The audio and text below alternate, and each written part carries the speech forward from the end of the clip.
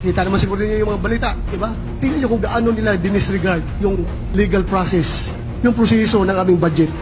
At the opening of the Bicameral Conference Committee, since I was Vice Chairman, ay automatic membro ako ng BICAM because ako ang nag-sponsor sa budget ng DND, Armed Forces, PDEA, and other agencies.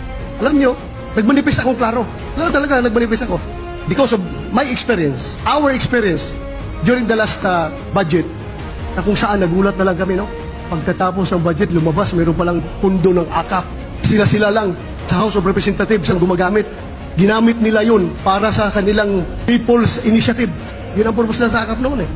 Gulat na lang kami, para kaming tanga. Because of that experience, sabi ko, nag-manifest ako during the opening, sabi ko, Madam Chairman, may I manifest that before we sign the BICAM report, please give us ample time to scrutinize everything. Kasi nga, ang premise ko dyan, yung previous experience namin. Sabi ko, Madam Chairman, para hindi kami magmukhang tanga. Tahimik silang lahat.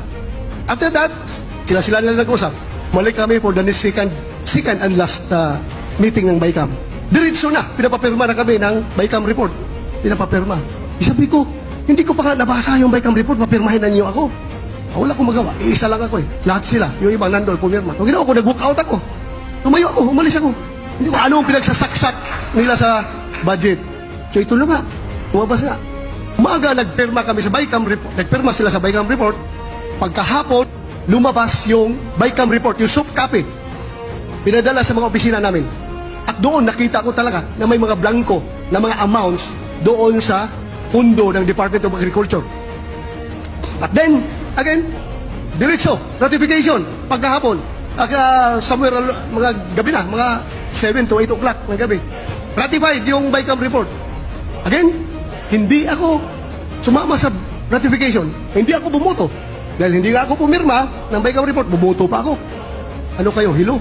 Kalusot na yung BICAM report. Yun na. Alam nyo, napakaraming pinagtatanggal. Ito masama. Ito masama talaga. Ang daming legislator, parang naglulukuhan tayo ba? Kapag merong nangyari na pambubuli ng mga Chinese sa West Philippine Sea, alam mo, anong sabi ng mga magagaling na legislator? We condemn to the highest terms yung ginawang pambubuli ng mga Chino sa ating mga mangingisda, sa ating mga sundalo, sa ating mga Navy, sa ating mga Coast Guard.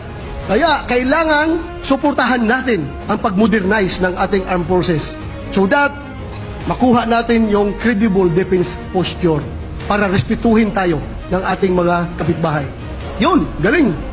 Pagdating na budget deliberation, yung 50 billion na AAP Modernization Fund ng NEP na sinabit ng Malacanang to the House of Representatives, napiyasa nila ng 10 billion. Ang 50, ginawang 40. So yun ang nakalagay sa GAB. Pagdating doon sa Senado, since ako ang chairman, ako ang nag-defend yung budget na yan, kinausap ko yung chairman ng finance na si Senator Grace Poe. Hindi ko papayag na hindi natin ibalik yung budget na yan. Ibalik natin yung 10 billion. True enough. Nabalik namin ang 10 billion doon sa Senate version, 10 billion. Naibalik, 50 billion ulit. Pag-akyat doon sa BICAM, paglabas sa BICAM, mas malaki pang tinapyasan ng 15 billion. Ayun, nakakakalungkot. Iba ang sinasabi, iba ang ginagawa. Kaya kayong lahat nandito, please educate our voters. Aside from campaigning for us, lahat na nandito, dito sa screen, ating mga kandidato, aside from campaigning for us, also please educate our voters to use their vote wisely. Bantayan ninyo yung mga politiko na ganyan. Ibang sinasabi, ibang ginagawa. Niluluko lang tayo. May mga politiko dyan, bantayan ninyo. Bantayan ninyo yung mga tao na yan. Gamitin nila yung boto nila wisely. Dahil sa panahon lang ng halalan, tayo nagkakaroon yung pinaka-ordinaryong habal-habal driver dito sa downtown Davao City.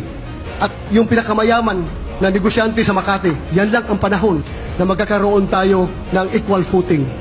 Yung boto ng isang mayaman doon at boto ng pinakamahirap dito sa Davao City, pareho lang ang boto, counted as one. Pareho lang ang value. Kaya huwag natin sayangin.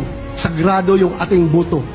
Pag tayo'y bumoto, sabihan natin ating mga kababayan, lagay na sa utak na palagi, ang kinabukasan ng ating bayan.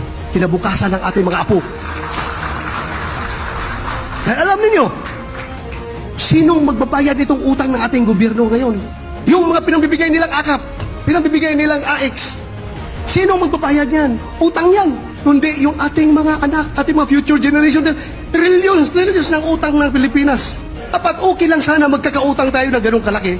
Basta ginamit sa magandang pamaraan. Kung ito'y ginamit sa intended use, pero iba ibang priority nila Priority nila, akap para magamit natin sa eleksyon. Kasi eleksyon na naman Para magkakaroon ng utang na loob yung mga tao na makatanggap ng mga ayuda na yan. Eleksyon. Sabihin natin mga kababayan, tanggapin ninyo yung akap, tanggapin ninyo yung AX na yan. Tanggapin nyo dahil pera natin yan.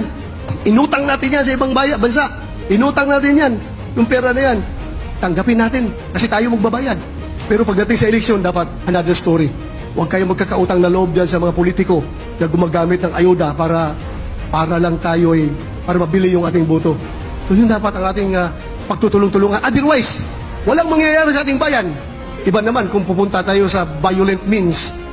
Kung gusto nating magbago, gusto natin ng radical means, gulo, kawawa ang ating bayan. So dito tayo sa pamamaraan na sana kung may tsansa pa, mabago natin ang kinabukasan ng ating bayan.